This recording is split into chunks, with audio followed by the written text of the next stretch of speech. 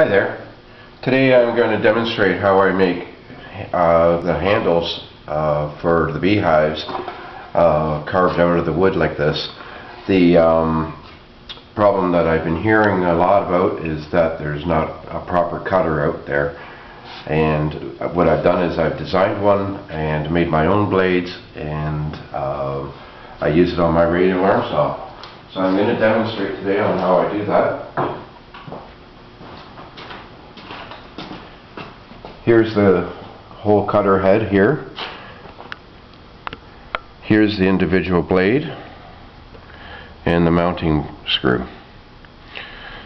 So on the cutter head, what I found is that even though I have enough space for 8 blades, 2 blades seem to still do the same type of work. I get the same results. So there's a blade there, and on the opposite side there's another blade as well.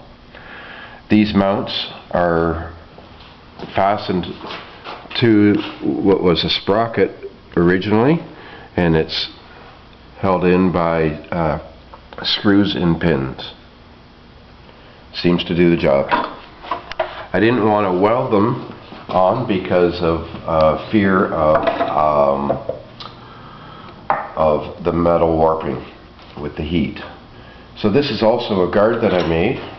Since it is much larger, the head is much larger than a regular saw blade, I had to create a guard so that I could do this in a safe manner.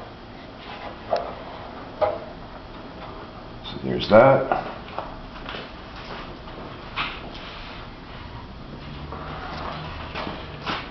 Here's my wood already cut to size. I'm just going to slide that into position.